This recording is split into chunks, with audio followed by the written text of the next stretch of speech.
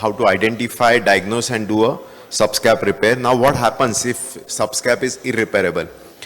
So this is a case, 61-year-old gentleman who had fall 3 months before he presented to me, came with the full passive range of movement, pseudoparalytic, his empty can, full can, subscap all were weak, and neurologically he was perfectly okay. This was MRI scans. You can see there is supra-infraspinatus tear, and also you can see a retracted subscap tear. And most important thing is over here, you can see this is a grade 4 fatty infiltration of subscapularis. So this fits into the Collins classification type B or C, precisely C, where you have posterior superior and anterior deficient shoulder. So now what to do? So SSP, yes. Can we repair it? Yes. T1 SAS shows a good muscle, and probably if bicep is intact, I would like to augment. ISP also probably I can repair, but the question is what about subscap? So when do we call subscap irreparable? At times it is structural, that you just can't get that tendon back to the footprint, or sometimes you can, but you know it's so friable that the chances of re-tear are very high. So probably a stage 3-4 gouttelier, there is more than 60% of re-tear. So I would classify this as an irreparable subscap. We all know the anatomy of subscap is a broad tendinous and muscular insertion, and probably one of the strongest muscle of the rotator cuff. And if you go into the Lafosse classification, then probably stage 3-4 retracted beyond glenoid with a tangent sign positive would be irreparable subscapularis. Now in this particular patient, if we just repair supra-infra and leave subscap, I think it's not going to work, because rotator cable and force couple will not be restored. So for subscap, we have different options. If it's an elderly patient, you can think of doing a reverse, but in a younger patient, you have either anterior capsule reconstruction, which is still probably in an experimental stage. And then we have a mainstay of treatment is the tendon transfer, where you have two options. One is pectoralis major and second is latissimus dorsi. So this is the diagnostic round. You can see the whole anterior curtain of subscap is missing. You can see some strands, and that's the long head of bicep. That's the supra-infra retracted tear with delamination. And that's inside the box. I'm just taking a look at, that's just a band of subscap fibrosin. That's the real lower 1/3 of subscap, is probably at the level of IGHL. I went in and I repaired supra and infra, a delaminated tear with a double row fixation, and I augmented this tear with long head of bicep. Although long head of bicep is not so great, but I thought it will add rerouting, will add some augmentation and strength to the repair. And you can see anteriorly there is no subscap seen. It's all atrophic and fatty infiltrated. And that's the supra-infra repair double row, but one cannot stop at that level because anterior side is completely deficient. So I decided to go with an open approach, anterior deltopectoral, and that's the insertion of pectoralis major. It's very peculiar insertion of pectoralis major. We have got clavicular and sternal, and the both heads, the inserting tendon, they twist and then insert onto the lateral border of the tubercular circles as a flat tendon.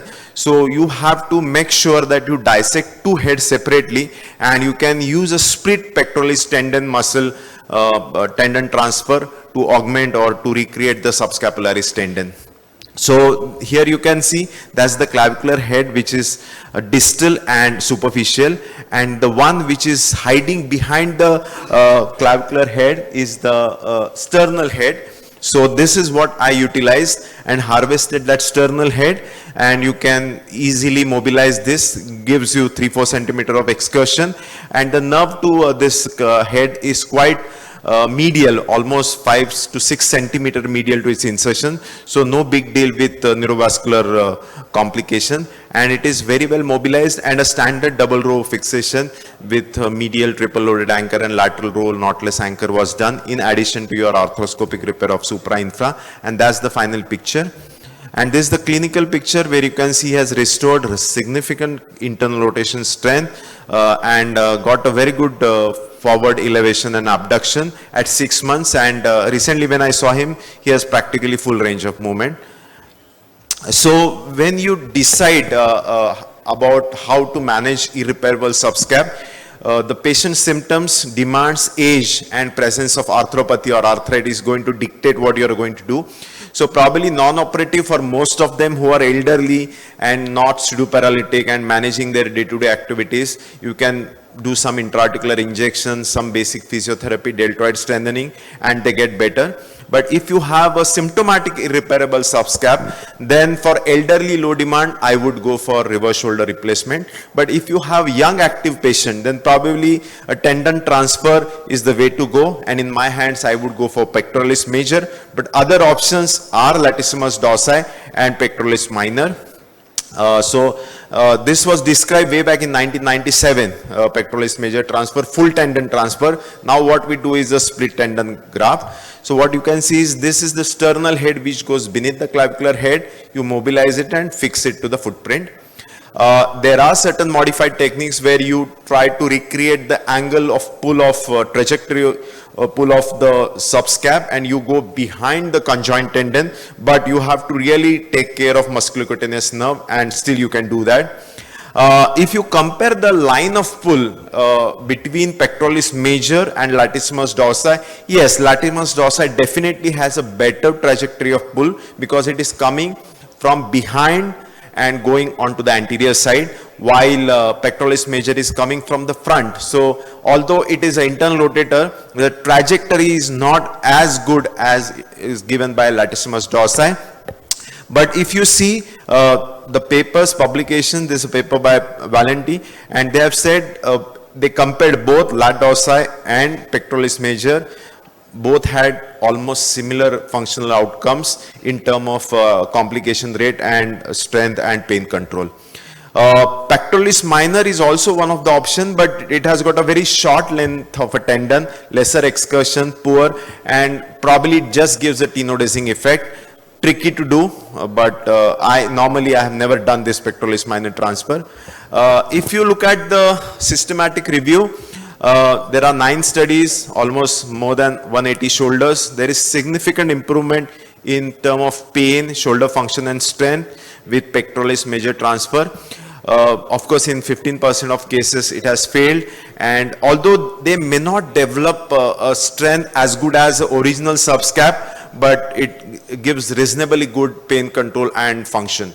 And these are the good literature publication review in 2024, must read.